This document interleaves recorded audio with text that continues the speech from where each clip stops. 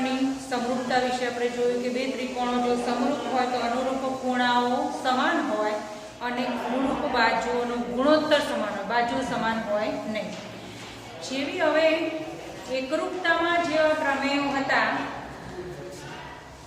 કે જે પ્રમેયો એકરૂપતા માટેની શરતો હતી, દાખલા તરીકે ખૂબાખૂ, બાખૂબા, ખૂ, આ બધી બાબા, આ બધી શરતો જે એકરૂપતાની શરતો હતી એ જ શરતો સમરૂપતા માટે પણ છે. તો સમરૂપતા માટે આપણે એક ખૂ શરત જોઈએ કે સમરૂપતા માટેની ખૂ શરત આપણને શું કહે છે તે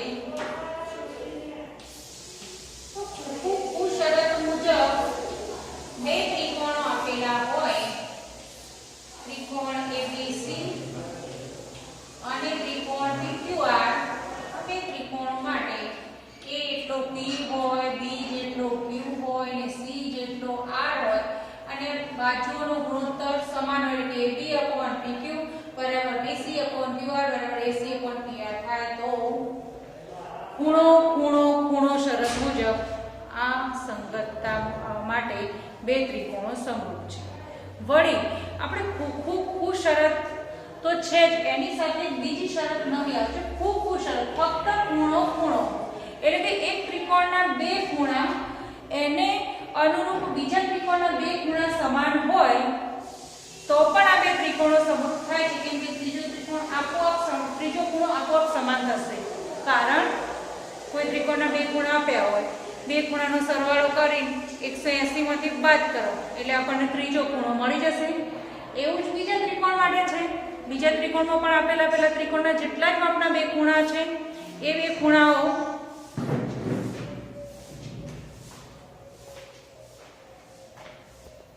બીજા ત્રિકોણના બે ખૂણાઓનો સરવાળો પણ પહેલા ત્રિકોણના બે ખૂણાના સરવાળા જેટલો થાય એટલે ત્રીજો ખૂણો પણ એ પણ 180 માંથી બાદ કરીએ તો એ પણ આના જેટલો થાય. એટલે ખૂ શરત અને ખૂ શરત બંને એક જ થઈ જશે. ત્યાર પછીની શરત છે બાબા શરત. આ બાબા શરત મુજબ આપેલા બે ત્રિકોણો માટે એમની અનુરૂપ બાજુઓ સમપ્રમાણમાં હોય, તેમની અનુરૂપ બાજુઓ સમપ્રમાણમાં એટલે કે ત્રિકોણ ABC અને ત્રિકોણ PQR છે એમાં આપણે ખૂણાઓ કેટલા છે કશી ખબર છે નહીં, પરંતુ AB/PQ બરાબર BC/QR અને બરાબર AC/PR થાય છે. એટલે કે અનુરૂપ બાજુઓના ગુણોત્તર સમાન થાય છે, માટે આ શરત મુજબ અનુરૂપ ખૂણા પણ એમના એકરૂપ હોય તો બાજુ મુજબ આ બે ત્રિકોણો એટલે કે બાબા શરત મુજબ આ બે ત્રિકોણો કેવા છે? સમરૂપ છે. ત્રીજી શરત છે બાખૂબા.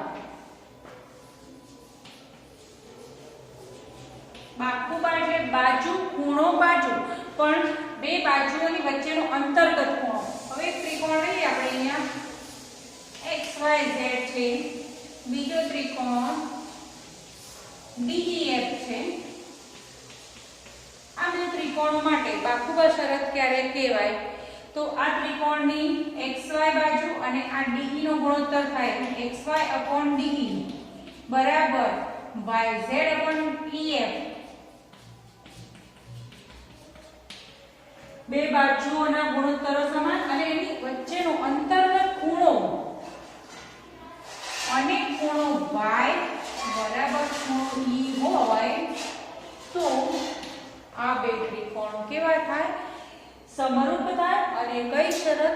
બાખૂબા બાજુ ખૂણો બાજુ, એ જ પ્રમાણે બાજુ ખૂણો બાજુ મુજબ આ બે ત્રિકોણો સમરૂપ થાય.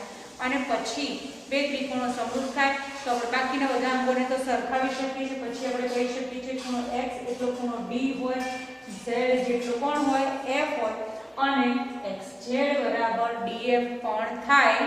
પણ એ બધી જ શરત હોવા માટે આ ફક્ત આટલી ત્રણ શરત હોય, બે બાજુઓનો ગુણોત્તર સમાન અને ખૂણો સમાન એટલે બે ત્રિકોણો કેવા થઈ જાય? સમરૂપ. આ સમરૂપતા માટેની આપણે 3 શરતો જોઈ. આ ત્રણેય શરતો,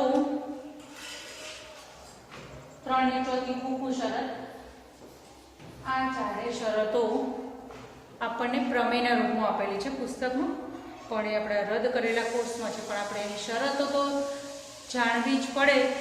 એમને એ પ્રમેયનું વિધાન જાણીને આપણને પ્રમેય ત્રિકોણોની સમરૂપ આપણે સાબિત કરી શકતા નથી. ચલો હવે એના આધારે દાખલો છે, આપણે જે સમરૂપતા જોઈ એના આધારે એ દાખલાનું સ્વરૂપ જોઈને આપણે જોવાનું કે આપણે સમરૂપતાની અહીંયા કઈ શરત વાપરી શકીએ છીએ તે.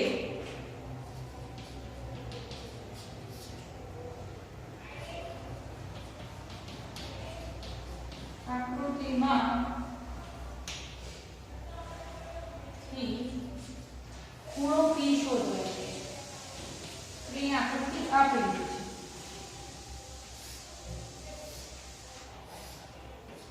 ત્રિકોણ ABC, આ 3 × 3 છે, આ 3.8, આ 6 છે, આ ખૂણો 60, આ ખૂણો છે 80.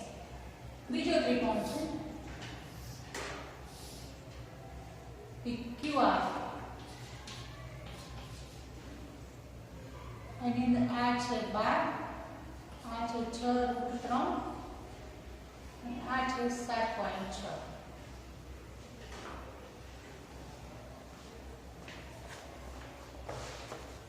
એ આપણે પ્રશ્ન કર્યો છે કે આકૃતિનું નિરીક્ષણ કરો અને ખૂણો P શોધો.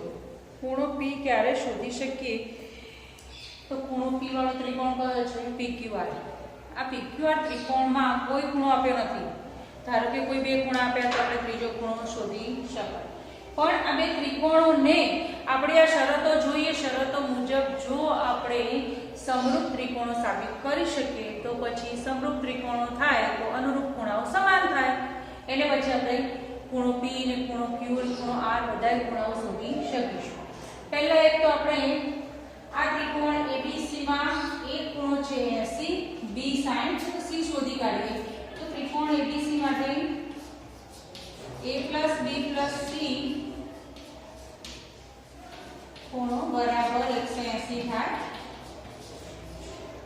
આ છે 80, આ છે 60 અને પ્લસ ખૂણો C બરાબર 180 માટે ખૂણો C બરાબર 180 માઈનસ આ 80 અને 60 140. આ અહીંયાથી 180 માંથી બાદ કરીએ એટલે આપણને ખૂણો C 40 મળે છે. આનો આપણે ઉપયોગ કરીશું.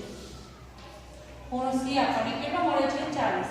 આપણે ખૂણો P શોધવાનો છે. હવે બે ત્રિકોણોમાં બાજુઓના માપ આપ્યા છે. બાજુઓના માપ ઉપરથી આપણે બા કે કોઈ શરત મુજબ બે ત્રિકોણને સમરૂપ સાબિત કરી શકીએ તો આ બે ત્રિકોણો સમરૂપ છે. પછી અનુરૂપ ખૂણાઓને સરખાવી દઈશું. તો અહીંયા જુઓ BC અને PQ આ 6 છે ને આ 12 છે એટલે BC / PQ બરાબર એ કેટલો છે? 6/12 એટલે 1/2. હવે આવી પેરો શોધી કાઢો કે જેનું મૂલ્ય 1/2 આવે તે. ચલો અહીંયા જુઓ આ 3.8 છે AB અને એનથી ડબલ કોણ છે? આવે જુઓ 7.6. તો 3.8 વાળી બાજુ કોણ છે? AB કો BA કો તો પણ ચાલશે. BA / QR બરાબર આ છે 3.8 અને આ છે 7.6.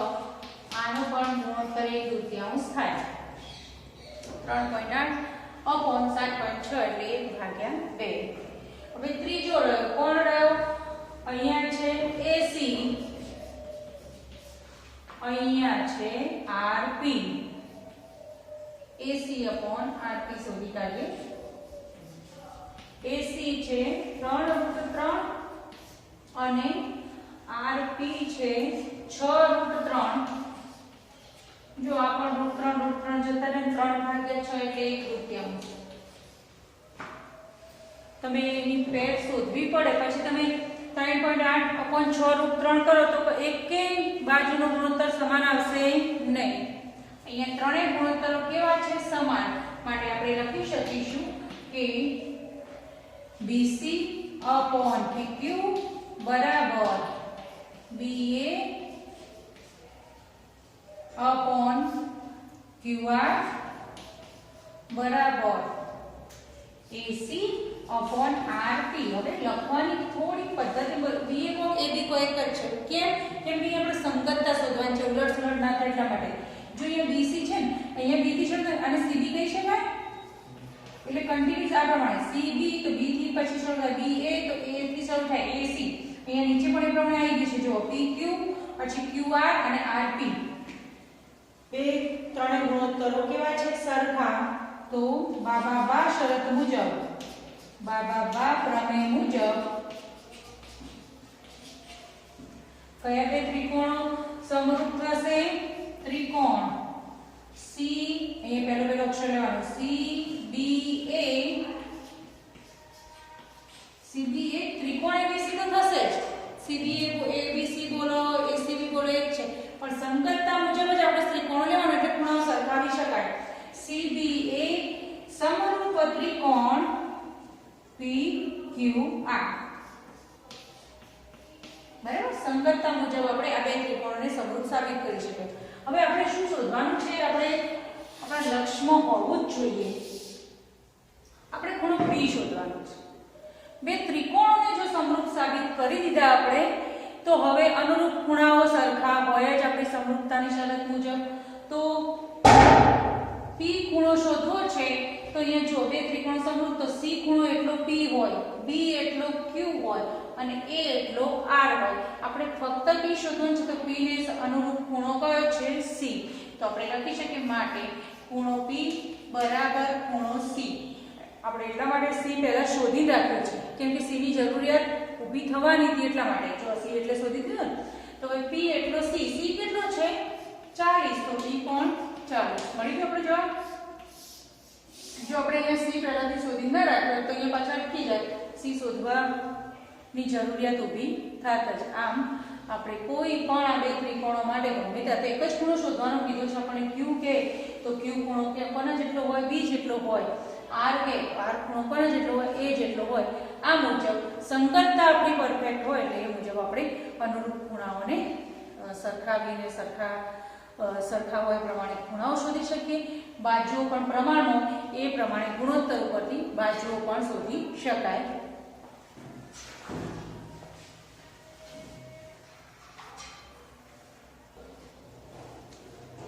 Example number 7.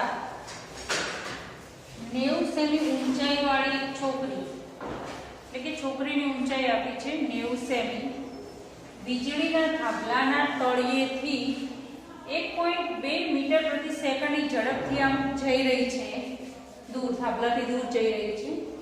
જો વીજળીનો ગોળો જમીનના સમતલથી 3.6 મીટર ઊંચે હોય તો 4 સેકન્ડ છોકરી જે ચાલે છે ઝડપે 1.2 મીટર પ્રતિ સેકન્ડની ઝડપે, એટલે એનો અર્થ કે 1 સેકન્ડમાં 1.2 મીટર અંતર કાપે, 2 સેકન્ડમાં ગુણ્યા 2, 3 સેકન્ડમાં ગુણ્યા 3 અને 4 સેકન્ડમાં ગુણ્યા 4.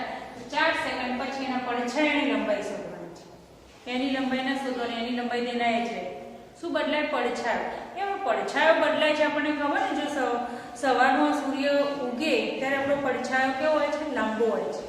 જેમ જેમ સૂર્ય માથા પર આવતો જાય એમ પડછાયો ટૂંકો થતો જાય. પાછો બપોર પછી સૂર્ય પાછો પશ્ચિમ તરફ નમતો જાય એમ પાછો આપણો પડછાયો લાંબો થતો જાય છે. એટલે આપણે અહીંયા પડછાયાની લંબાઈ શોધવાની છે. પણ ક્યારે? એ વીજળીના ગોળાના થાંભલાના તળિયેથી 4 સેકન્ડ અંતર કાપે પછી શોધવાનું છે. તો આપણે અહીંયા એકવાર આકૃતિ બનાવીએ. ધારો કે આ જમીન છે, આ જમીન પર અહીંયા વીજળીનો થાંભલો છે, નામ આપી દઈએ AB. એ વીજળીનો થાંભલો છે અને વીજળીનો ગોળો જમીનના સમતલથી 3.6 મીટર ઊંચે છે. તો ગોળો અહીંયા છે, એ આગળ આ ઊંચાઈ આપણને આપી દીધી છે 3.6 મીટર. હવે અહીંયા કોઈ છોકરી આ જમીન પર જાય છે, ગોળા થાંભલાના તળિયેથી 1.2 મીટર પ્રતિ સેકન્ડની ઝડપથી જઈ અને ધારો કે 4 સેકન્ડે એ છોકરી અહીંયા ઊભી છે. 4 સેકન્ડે આ છોકરી ક્યાં છે? અહીંયા ઊભી છે. બરાબર. હવે